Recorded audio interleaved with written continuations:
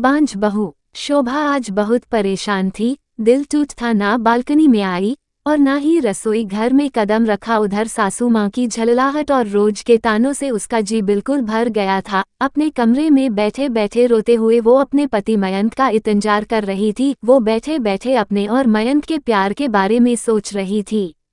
मयंक बहुत ही शांत स्वभाव का था, यही बात तो उसे मयंक में बहु पसंद थी। मयंक शोभा के दर्द को समझता था।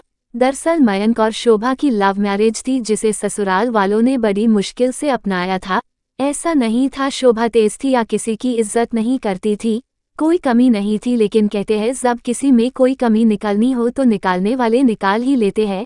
यही हाल शोभा के घर वालों का था और घर वालों ने भी उसे बहुत ताने देते थे। बड़ी मुश्किल से सब ठीक हो रहा था कि अचानक सासू माँ को एक पोते की इच्छा हुई। बहुत कोशिशों के बाद भी जब शोभा माँ नहीं बन पा रही तो सास की उलाहने बढ़ते गए और तो और जेठानी के भी तेवर बड़े होने लगे थे। बड़ा मुश्किल होता है लव मैरिज करके सबके साथ ससुराल में एडजस्ट होना और उसमें भी उसके साथ बाज शब्द जुड़ जाए। पर इतना होने के बाद भी मयंक के स्वभाव में कोई तब्दीली नहीं आई थी। अचानक दरवाजे की घंटी बजी और शोभा दौड़ते हुए जाकर रोते रोते गले लग गई मयंक के।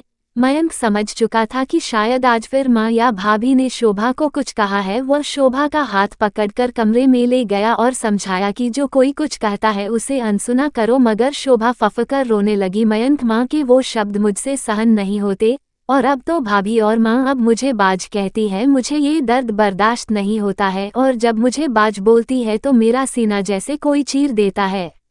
मयंक को भी ये सब सहन नहीं होता, फिर भी वो किसी तरह शोभा को समझा लेता है, पर अंदर ही अंदर सबकी बातों और शोभा के दर्द से घुटता रहता है और मयंक अब और शांत रहने लगा। उधर घरवालों की और पास पड़ोस के लोगों की बातों से शोभा बहुत दुखी रहती थी। सारे डॉक्टर और कोशिशों ने पानी फेर रखा था। रोज रोज की इस बात से शोभा और मयंक दुखी रहते थे। इसी कारण धीरे धीरे शोभा और मयंक में थोड़ा दूरी हो गई थी। शोभा सोच रही थी शायद अब मयंक बदल रहा है, वो भी उन जैसा ना बोलने लगे और कहीं वो हमेशा के लिए दूर न हो जाए। पर फिर सोचती नहीं, वो उससे प्यार भी तो बहुत करता है, लेकिन डरती भी रोज रोज की बात सुन कहीं मयंक दिल भी ना बैठ जाए।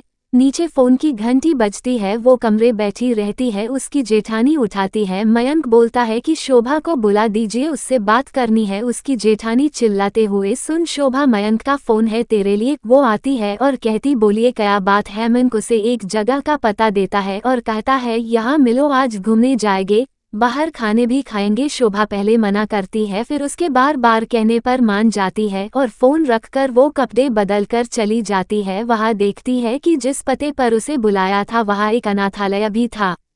शोभा को सब बातें मयंक समझाता है कि वो यहाँ क्यों आए है। शोभा कहती है, माँ कभी नहीं मानेगी। बच्चा गोद लेने को मयंक कहता है वो उन्हें संभाल लेगा और फिर वो वहाँ की सारा फामे फरता है और वो दोनों एक प्यारी सी बच्ची को गोद लेते हैं।